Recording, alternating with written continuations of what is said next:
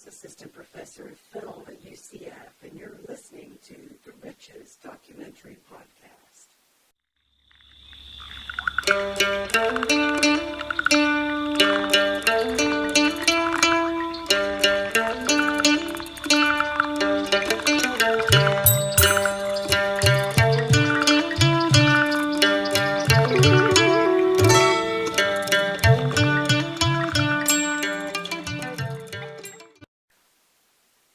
Welcome to the RICHES Documentary Podcast.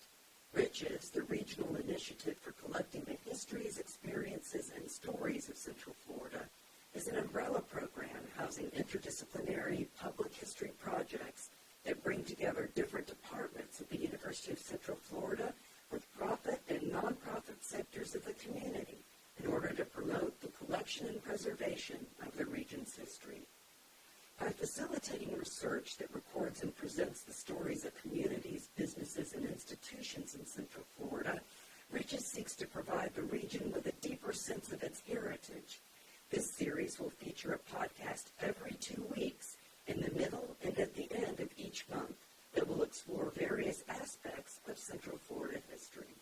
In today's episode, Calvary Assembly and Benny Hinn, Evangelicals in Central Florida, Part 2, Rustin Lloyd and Joseph Corbett explore the impact of perhaps the most controversial and widely known evangelicals in Central Florida, the charismatic Benny Hinn and Calvary Assembly, a mega church that has profoundly influenced the Central Florida region. One huge influence that came out of Calvary was the televangelist Benny Hinn. Benny Hinn found the start of his widely known Crusades in Orlando at Calvary Assembly. He found support from the church, which helped facilitate his future efforts. Benny Hinn's ministry is very much in keeping with a tradition within the Pentecostal charismatic movement. And in fact, Hinn himself will talk about the fact that he was sort of trained or shepherded in his work by Catherine Kuhlman. And Catherine Kuhlman, Oral Roberts, many others have for the last part of the 20th century have been very active in their healing ministry. Benny and his family migrated to Canada from the Middle East, and he met Pastor Hawthorne in England, and the two struck up a friendship. Benny Hinn came to Florida. He was very closely affiliated with Calvary for a number of years. He held prayer meetings here, Bible studies. He ministered in the services, and he actually had used several of the buildings on the church property as his ministry offices for a number of years. One of the main reasons that Benny Hinn found himself at Calvary Assembly was because of the daughters of the church's pastor. Benny Hinn had a ministry that was based in Toronto, and he wanted to come to the States. And he happened to be on an airplane. Roy Hawthorne, who was the pastor of Calvary Assembly at the time. And so they got to talking, and Roy found out that he had a healing ministry, and Benny found out that Roy had a couple daughters.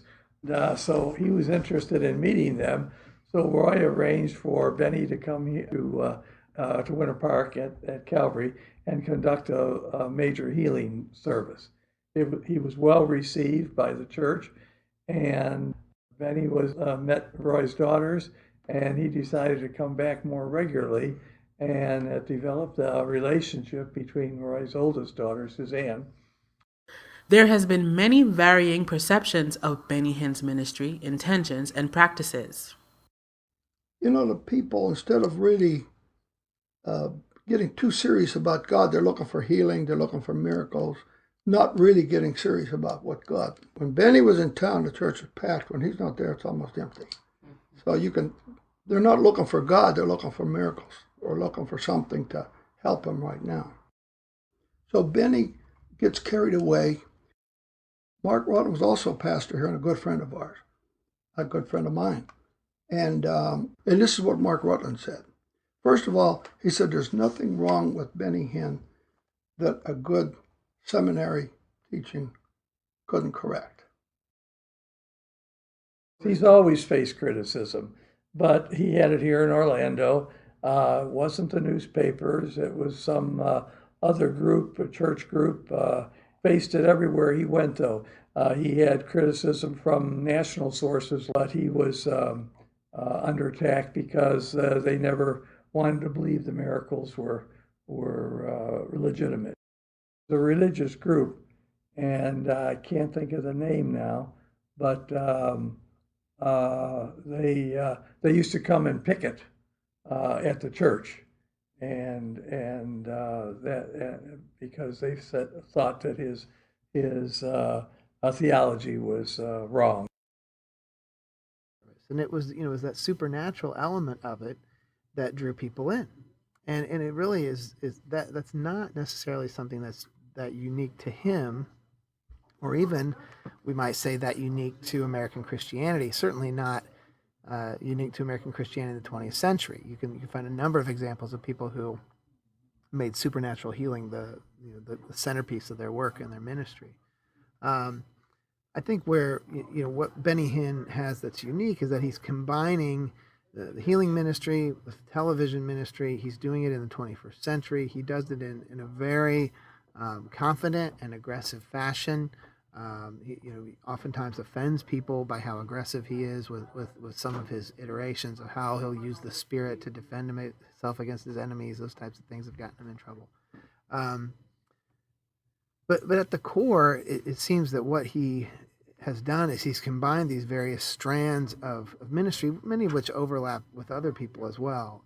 The prosperity gospel, the focus on supernatural healing, the use of television ministry and events, and that sort of aggressive swagger that oftentimes makes the most popular television personalities, whether they're religious or not, stand out over time. So, I think that, the fact that he's been successful and that he's become popular is just, at least at one level, it's the combination of a lot of those different factors and the personality with which he does his work. The uprising of evangelicalism among the youth gave rise to the Jesus Festivals, which were held by Calvary Assembly on land that is now owned by Disney. Tens of thousands of people flocked to the Jesus Festivals to hear prominent speakers and musicians. Described as a Christian Woodstock, the final Jesus Festival saw approximately 30,000 people in attendance. It's kind of your idea of a Christian Woodstock, I guess, would be the best way to describe it. He had a vision of bringing all these people together in a wide open space, so they actually went down to land, which is now part of Disney's land. People could bring their tents and camp. It was like for 3 or 4 days, and they had all kinds of well-known Christian speakers and music groups come down, so there was always something going on at all times, and Calvary was the backbone behind that. Calvary put it together, planned it. It was a ton of work, but people enjoyed it, and it was famous in the 70s, and they did it for 3 or 4 years straight, but that was Pastor Alex's vision. So Rock House was actually founded by one of Calvary's former pastors, Alex Clattenburg, who before he became the senior pastor was the youth pastor. And Alex started youth ministry in 1970. 17 people is what I understand. It became known as Rock House. And within 4 years' time, there was about 450 attending the weekly meetings. And within a decade, they said they had about 750 to 1,000 kids coming. They had to, because the church was not large enough, which was this auditorium here, the youth went to Johnson Hall and had their own service on Sunday, so there would be more room for the adults in here. But they also had their service in the week as well. So Rock House was famous in Central Florida, and so many young people from all different backgrounds came to Rock House. Their friends would bring them. It was known as the place to be at the time, and so there's so many people that really, got their spiritual roots at Rock House. Still people that I know to this day that, and they actually had a Rock House reunion, I think, a number of years ago, and it was well attended. They had it here at Calvary. So, yeah. Calvary Assembly experienced extreme growth throughout its history. In 1977, Calvary Assembly had to provide 5 services each Sunday to cater to the enormous congregation. And in 1978, Christian Life magazine recognized Calvary as the fastest growing church, not just in the entire state of Florida, but in the whole United States. There may be some different explanations for this. It seems to me that one reason that, and I think when you look at the time period in which larger churches begin to take off, you go back to around the 1970s, and I would directly correlate the rise of those larger congregations and that threshold of around 2,000 members with around that time period. Now, certainly there were larger churches before that, but if you were to measure the number of churches that reach that threshold, I think it starts to reach a higher point by the 70s and 80s. I think there's a connection there with the sort of prominence of television ministry and television evangelism. The fact is that most of the people that had established a sort of television presence or a popular media presence with their ministries typically were pastors of those types of churches, of those larger churches. And by correlation, when your typical church in a random Midwestern town started to get more than 1,000, 1,500, 2,000 people a week, you also found that oftentimes they brought in television cameras and they became sort of the local version of the sort of Oral Roberts or Jim and Tammy Baker on the national level. So there's some sense of imitation at work here. There's some sense of churches wanting to reach that threshold because by the time you get to the late 80s and the term megachurch is becoming more common, it becomes a sort of badge of honor for a pastor or a spiritual leader to say, I've now reached this. We can call ourselves a megachurch. We've reached this number. Calvary Assembly has been a model for innovation and pioneering in the realm of churches and their practices. Calvary was kind of like the beginning of a lot of things that became a part of church life. You know what I'm saying? Like a lot of things happened at Calvary first before they happened anywhere else. And Calvary was really well known for, everybody. Calvary Assembly was kind of like the model, back then. It was like, well, Calvary's getting it started. Other churches would send people here to learn what we were doing because the growth explosion was so quickly, so quick and so large back then that it was phenomenal. And people were sending people here to see, well, what are they doing, The innovativeness of Calvary Assembly was both a cause and an after effect of the rapid growth of the megachurch. Calvary was a catalyst for change in many different areas.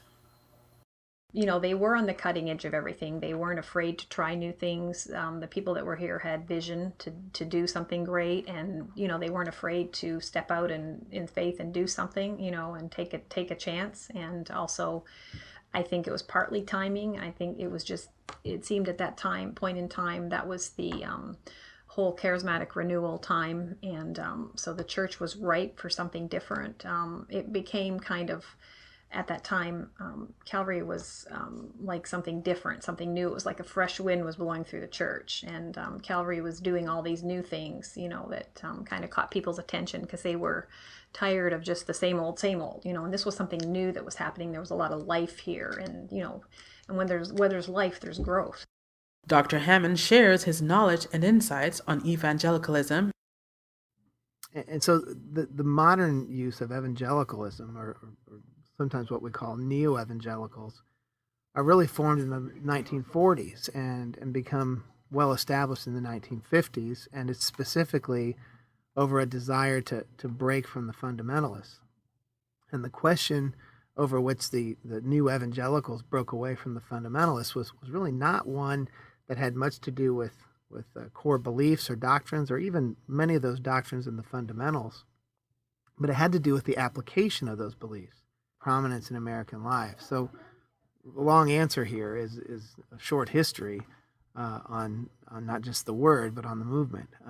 The word today, gets thrown around a lot of different ways, but historically what it means is an adherence to the gospel. And what it's meant since at least the 1950s is a very strong application of that gospel toward not only personal salvation, but toward the redemption of the culture at large. The effects of evangelicals in Central Florida can be clearly seen. From just one megachurch in Winter Park, so many entities such as institutions, organizations, publications, television channels, and influential individuals have emerged. These products of evangelicalism have contributed significantly to the history and makeup of Central Florida.